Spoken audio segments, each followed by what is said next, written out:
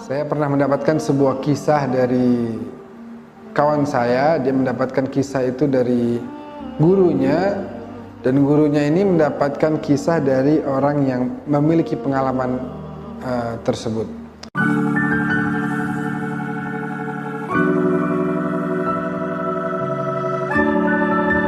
Jadi ceritanya, ada seorang ulama yang merupakan tokoh di masyarakat. Kemudian setelah masa tuanya itu, kemudian matanya ini menjadi tidak bisa melihat.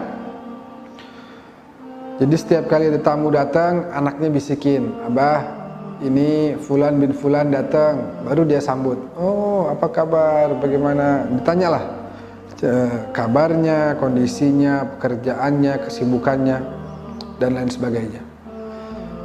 Tiap ada tamu datang seperti itu. Sekali waktu ada tamu datang, kemudian dikasih tahu, "Abah, ini Fulan bin Fulan." Lalu kemudian dia sambut. Kembali beberapa hari setelah itu, kembali lagi si Fulan bin Fulan ini. Ketika kembali, sebelum anaknya memperkenalkan bahwa yang datang ini Fulan bin Fulan, ayahnya udah ngomong, "Ahlan wa sahlan, selamat datang Fulan bin Fulan."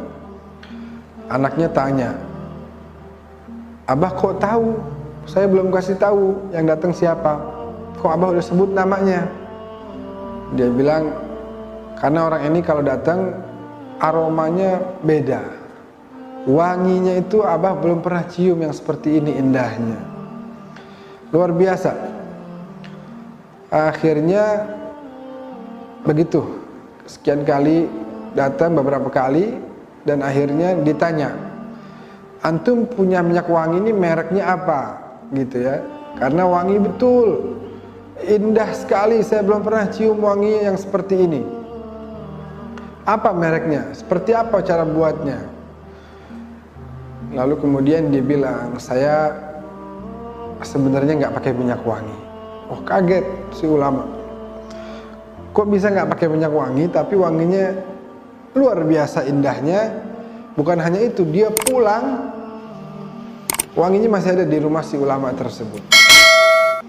Akhirnya dia cerita, dia bilang, "Karena antum tanya, wahai syekh, maka saya akan jawab bahwasanya saya nggak pakai minyak wangi sebenarnya.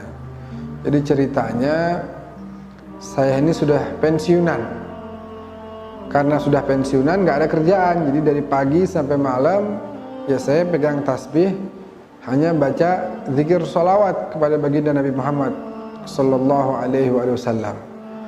Baca sholawat tanpa menghitung jumlahnya. Pokoknya nggak berhenti. Ya, selain saat dia lagi makan, atau lagi kamar mandi, atau lagi tidur. Selain waktu itu, dia terus bersolawat kepada baginda Rasulullah sallallahu alaihi wasallam. Akhirnya dia cerita, sekali waktu setelah berjalan sekian lama, saya dalam tidur mimpi. Dalam mimpi saya ini, saya melihat ada baginda Rasulullah sallallahu alaihi wasallam. Lalu sebelah kanan saya ada 2 orang, sebelah kiri saya ada 2 orang. Kami berlima memandang ke arah Nabi dengan penuh kecintaan dan kerinduan yang sangat mendalam. Lalu kemudian Nabi bertanya kepada kami, "Man minkum aktsaru salatan alayya?" Siapa dari kalian yang paling sering baca selawat? Lah, saya tidak berani jawab, karena walaupun saya memang banyak, tapi jangan-jangan sebelah kanan kiri saya ini lebih banyak. Lalu kita semua berlima diam. Nabi kedua kalinya bertanya, "Siapa yang paling banyak sholawat dari kalian berlima?" Siapa? Sampai 3 kali.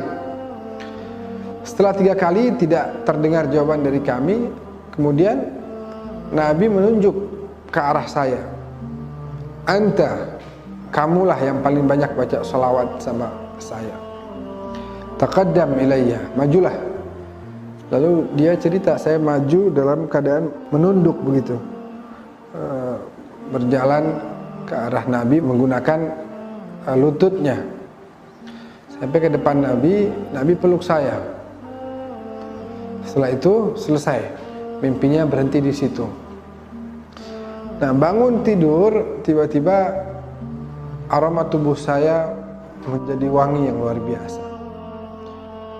Oleh karena itu, kaum muslimin, muslimat yang dimuliakan oleh Allah Subhanahu wa taala, jangan sia-siakan waktu, perbanyaklah baca salawat kepada Nabi Muhammad sallallahu alaihi wasallam.